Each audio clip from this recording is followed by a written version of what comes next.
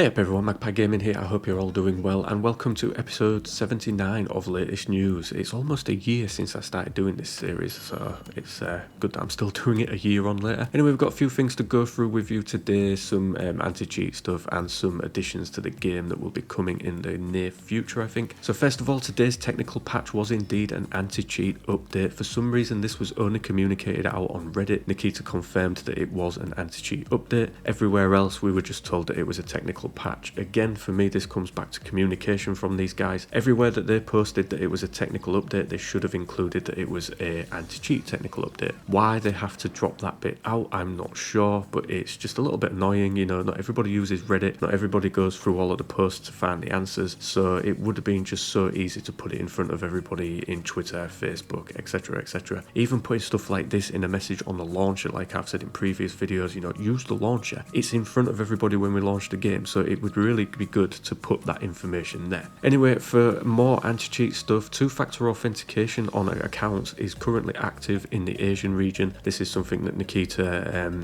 enlightened to yesterday in a Q&A that he did on Reddit, and they're looking to maybe roll it out to the rest of the world. Now, I know for a lot of people out there, they will say, well, that can just be circumvented, which it can be. Hardcore cheaters will still go around that, but I think the two-factor authentication might be enough to put off sort of the Sunday cheaters, but we'll have to wait and see if it actually ever does get rolled out. Also, BSG said that they've got a monitoring system in place at the moment, so they are collecting stats and your sort of player style on every player in the game, so when something sticks out, they can ban more accurately. So for instance, if you've got a really sort of dodgy sort of kill to death ratio, if it's very, very low, and then all of a sudden you're clapping 8 to 10 players every raid, it's going to stand out, and I would assume that that would then trigger a manual sort of review of your account to see whether you are indeed cheating or not. Obviously, a lot of people right now don't trust the manual banning process. I'm not sure that I do 100% right now either, given some of the stories that I've been hearing in recent days, but hopefully a system like this will allow them to more accurately ban people that are actually cheating. So it works along the lines of Fair Fight, which if you've ever heard of that, it basically collects data on players, and when they do something that's out of the ordinary, it's then checked to see if they could indeed be cheating. So this is kind of a system that I think they're developing it alongside BattlEye at the moment. This is another reason that they won't drop BattlEye. A lot of people are asking them to get rid of them and move to somebody else, but because they're currently working with this system with them, it's not going to be something that happens at the moment. Next up, Nikita spoke about player numbers in Escape from Tarkov. Usually very secretive about things like this. You don't often get information like this out of them. They keep it very close to their chest, but Nikita did say that between 70 and 120,000 players are online at any one time. So that's 70 to 120,000 concurrent players in Escape from Tarkov, which is big numbers. And if you check the stats on Steam right now, the upper end of that value would put Escape from Tarkov in the top 10 games on Steam right now. So yeah, it's a pretty big deal of a game, which I think a lot of people maybe don't realize. So, but yeah, like I say, you don't often get that information out of them. Nikita was also asked in the Q&A if EFT will be coming to Steam, and he simply said yes. So we've got no idea when that would happen. I would hazard a guess that it will be put on there maybe just before a full release, so that they can get pre-orders in and things like that, drum up a bit of